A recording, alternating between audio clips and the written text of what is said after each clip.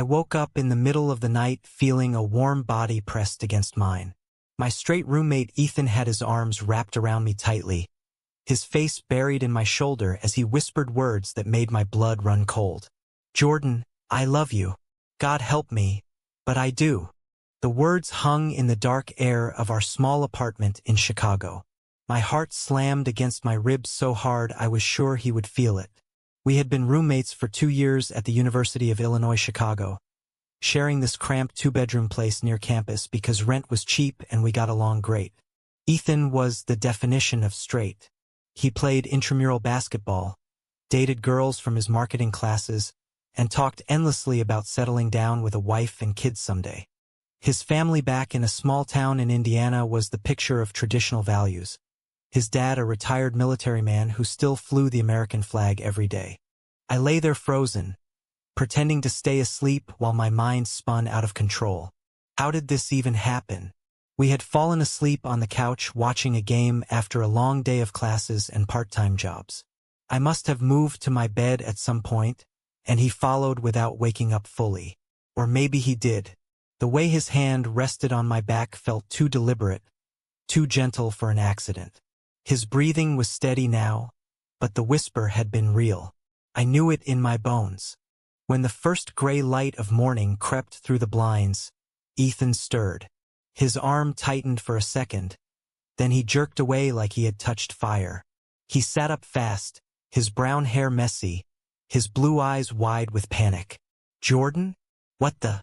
Oh man, I must have rolled over in my sleep or something. Sorry about that."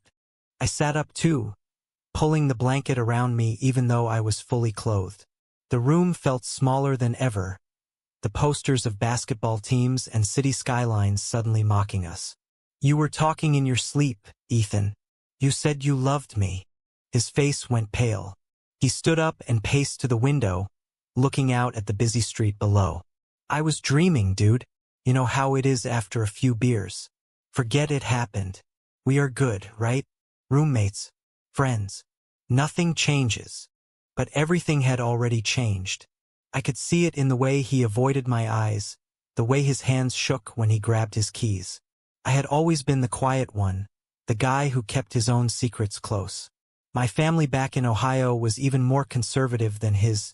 Church every Sunday, questions about when I would bring home a nice girl. I had dated a couple of girls in high school to keep up appearances, but deep down I knew the truth about myself. I just never acted on it. Ethan had been safe, a straight buffer against my own doubts. That morning we moved around each other like ghosts. He made coffee. I toasted bread. We ate in silence. When he left for his early class, he paused at the door. "Seriously, Jordan, last night was nothing. Do not make it weird." I nodded, but as the door closed, I sank onto the couch and put my head in my hands. The memory of his arms around me, the warmth of his body, the sound of his voice saying those words, it all replayed on a loop. Was he in denial? Was I imagining the tenderness? Or had I just caught a glimpse of something he had been hiding from everyone, including himself? The day dragged on. I went to my literature classes, but the words on the page blurred. By evening, when Ethan came home, the tension was thick enough to cut. We ordered pizza and ate in front of the TV, the volume turned up too loud. He laughed at the jokes a little too hard. I stared at the screen without seeing anything. Later that night, alone in my bed, I could not stop thinking about it. Part of me wanted to pretend it never happened. The other part, the one I had buried for years, wondered what it would mean if it was real. The price of finding out felt too high. Families, friends, the life we had built as normal college guys. But the seed was planted, and it was already growing. The next few days turned into a careful dance of avoidance. Ethan left early for the gym and stayed late at the library. I picked up extra shifts at the campus coffee shop. When we were both home, we stuck to safe topics like classes and basketball scores. But the air between us had shifted. Every glance felt loaded. Every accidental touch when we passed in the narrow kitchen sent sparks I tried to ignore. I decided to test myself. There was a girl in my sociology class, Sarah, who had been smiling at me for weeks. She was nice, smart, and came from a similar background. On Friday, I asked her out for coffee. We sat outside a cafe near campus, talking about our majors and weekend plans.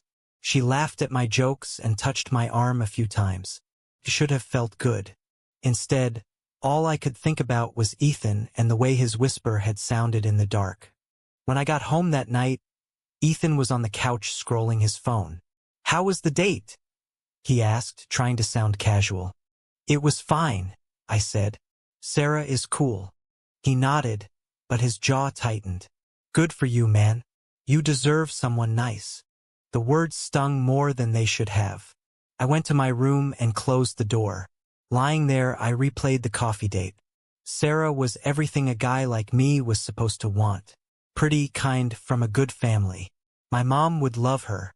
But when I tried to picture a future with her, it felt flat. Empty. The image that kept coming back was Ethan holding me, his voice soft and broken. My phone buzzed.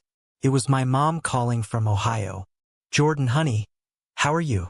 Your father and I were just talking about Thanksgiving. Will you bring anyone home this year?" I swallowed hard. "No, Mom. Just me." She sighed the way she always did when the topic of my love life came up. "You are 22 now. It is time to think about settling down. There is a nice girl at church whose family just moved to town." I made excuses and got off the phone fast. The pressure from home had always been there, but now it felt heavier. They had no idea about the storm brewing in this apartment. Ethan came from the same world. His dad still sent him articles about traditional values and warned him about the dangers of big city life. The next morning, Ethan made breakfast like old times, eggs and bacon for both of us. We ate at the small table by the window. For a moment, it felt normal again. Then he said quietly, "I have been thinking about last week. I was not dreaming, Jordan. But I do not know what it means. I have never felt this way about a guy before. It scares the hell out of me." I looked up, shocked he was admitting it. His eyes were honest and afraid. We sat there for a long time without speaking. The confession hung between us like a fragile bridge. One wrong step and it would collapse. That afternoon we went for a walk along the lakefront. The wind was cold, but the sun was bright. People jogged past us, couples held hands. Ethan kept his distance, hands in his pockets. "My dad would lose his mind," he said finally. "He raised me to be a man. This is not what he meant." I nodded. "My family is the same. Church, expectations, the whole package. Coming out would break their hearts." We did not touch.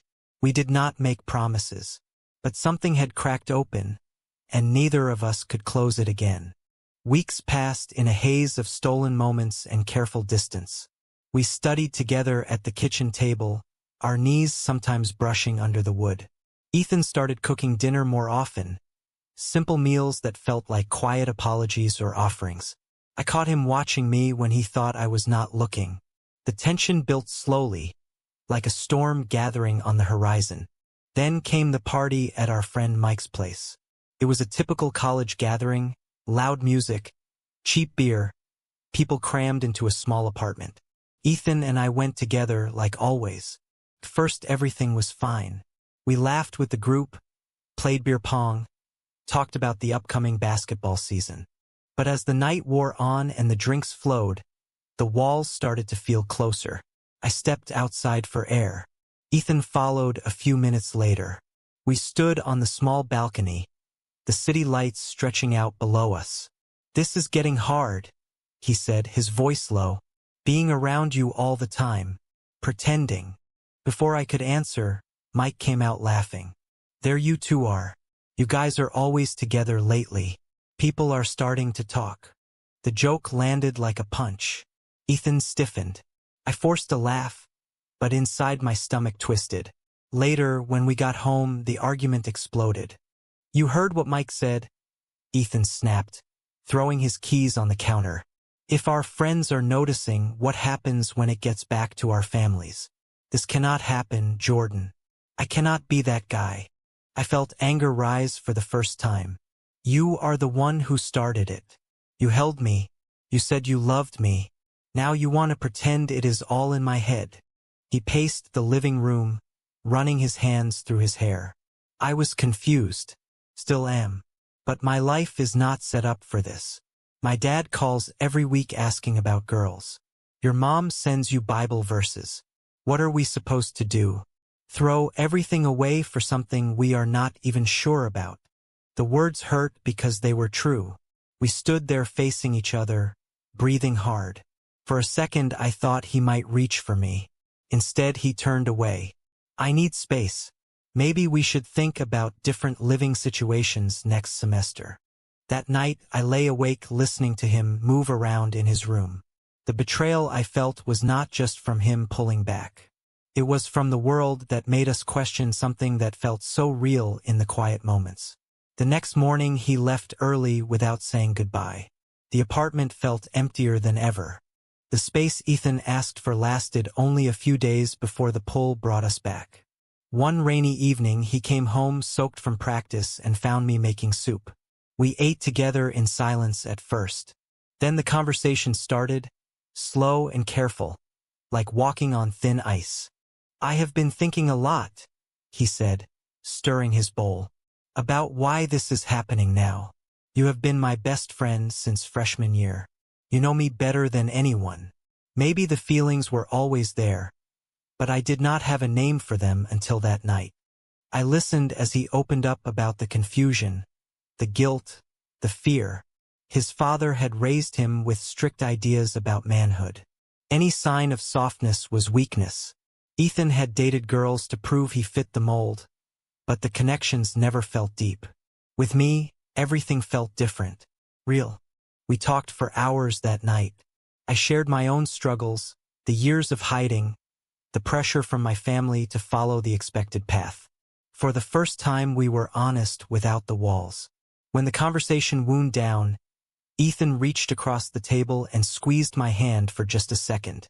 "I do not know what comes next, but I do not want to lose you." We did not kiss. We did not cross any lines. The moment was tender and terrifying at the same time. In the days that followed, small changes appeared. He left notes on the fridge.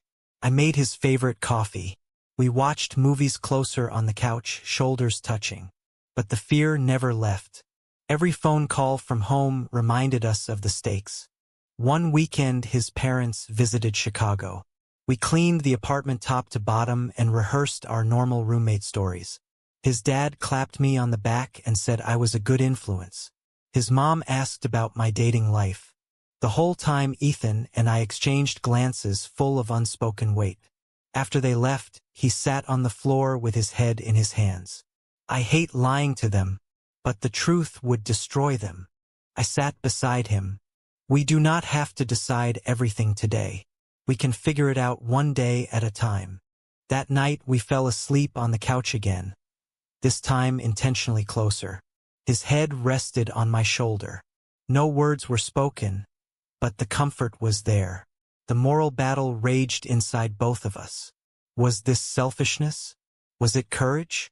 The answers were never clear.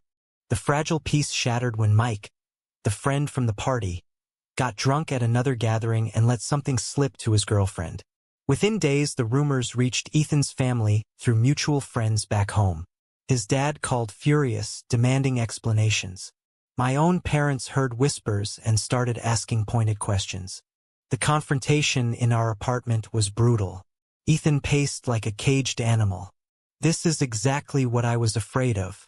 Now my dad thinks I am throwing my life away. He wants me to come home and talk to the pastor. I felt the walls closing in. We did not do anything wrong.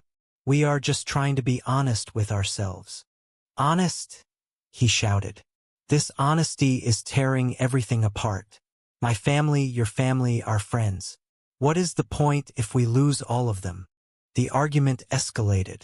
Accusations flew about who started it, who should have stopped it. Hurt words about betrayal and weakness. In the heat of it, I said I would move out. He did not stop me. I packed a bag and crashed on a friend's couch for a week. Those days apart were hell. I missed his laugh, his terrible cooking, the way he made the apartment feel like home. Ethan texted a few times, short messages that showed he was struggling too. But the damage was done. Family pressure mounted. My mom cried on the phone. His dad threatened to stop helping with tuition. When I finally returned to pick up the rest of my things, Ethan looked exhausted. I tried going on a date with a girl from class. Felt wrong. Everything feels wrong without you here. We sat on the couch, the same one where it all started. The pain of the separation had forced clarity. We had both tried to go back to the old life and failed. The price of denial was loneliness. The price of truth was everything else. We chose each other anyway, not in some grand romantic gesture, but in quiet decisions. Ethan told his parents he needed time to figure things out. I told mine the same. We faced the disappointment, the questions, the distance that grew with some friends. It was not easy. There were more fights, more doubts, more nights when one of us wondered if we had made a terrible mistake. But there were also moments of peace. Walks by the lake where we held hands when no one was looking. Late talks where we imagined a future that might be possible. We learned the real cost of love, the way it asked you to stand up even when the world pushed back. Months later we were still together, still navigating the fallout. Families had not fully accepted it, but some bridges remained. Friends split into those who stayed and those who faded. We paid the price every day in small ways, but we also found something worth it. As I watched Ethan make coffee in our new place, the morning light catching his face, I could not help but wonder. Was our love worth destroying the lives we knew for a love the world might never fully accept, or should we have buried our feelings to keep the peace?